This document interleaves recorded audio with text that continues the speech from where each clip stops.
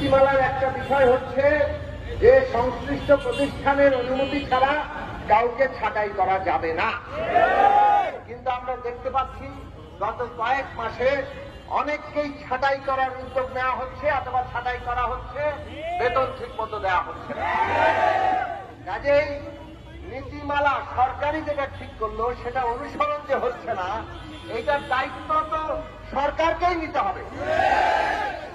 Outsourcing কর্মচারী ভাই বোনেরা তারা বেতন না পেয়ে তাদের সংসার চালানো কঠিন হচ্ছে, অনেকে ছাঁটাই হয়ে যাচ্ছেন।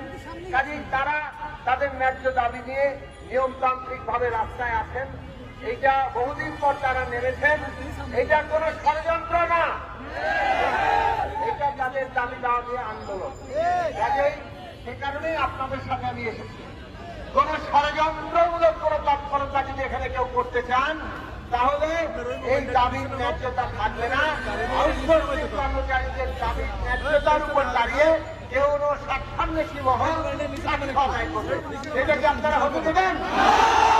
তাহলে আপনারা কোন স্বার্থান্বেষী মহলের স্বার্থ যাতে আপনাদের ঘরে কেউ বন্দুক রেখে কেউ করতে না পারে, সবাই আপনারা সেটা সতর্ক থাকবেন।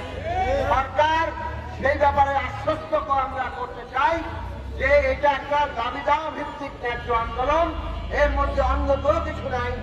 আপনারা দাবি ঠিক মতো মানেন, নীতিমালার প্রয়োগ ঘটান, অবিলম্বে নেতৃবৃন্দের মুক্তি দেন, আউটসোর্সিং কর্মচারী ভাই বোনেরা তারা ঘরে ফিরে যাবে।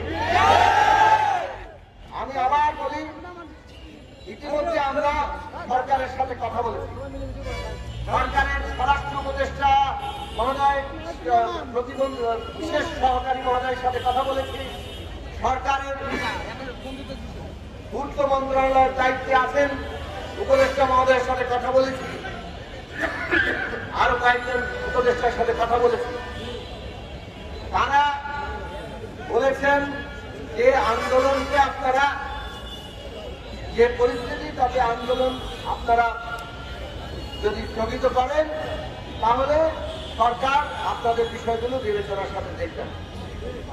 এখন সরকার আপনাদের দাবির বিষয় বিবেচনায় যাতে দ্রুত দেখেন এবং আপনাদের গ্রেপ্তারকৃত নেতৃবৃন্দকে যাতে অবিলম্বে মুক্তি দেন, তার জন্য আমি বিশেষভাবে আবেদন জানাই।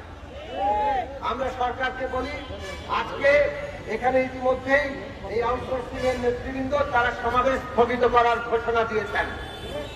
তারা বাড়ি ফিরে যাবেন, কিন্তু এর মানে এই না যে তাদেরকে যদি আপনারা আবারও হয়রানি করেন, গ্রেপ্তারকৃত নেতাদের মুক্তি না দেন, তাদের যদি চাকরি ছাঁটাই চলতে থাকে, বেতন না পায়, পেটে ক্ষুধা নিয়ে কেউ বাড়িতে বসে থাকতে পারবে না, এটা আপনাদের বোঝা দরকার।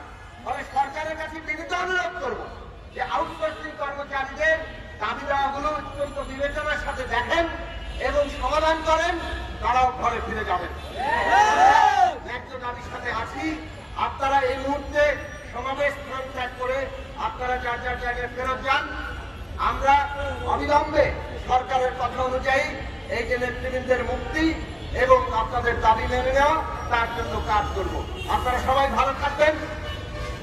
আমি পুলিশ ভাইদেরকে পুলিশ বাহিনীর কর্মকর্তাদেরকে আহ্বান জানাবো যে আপনারা সুশৃঙ্খলে ভাবে এরা যাতে চলে যেতে পারে, আপনারা সে ব্যাপারে সর্বোচ্চ সহযোগিতা করবেন। আমরা আশা করি আর কেউ হয়রানির শিকার হবে না। ধন্যবাদ সবাইকে।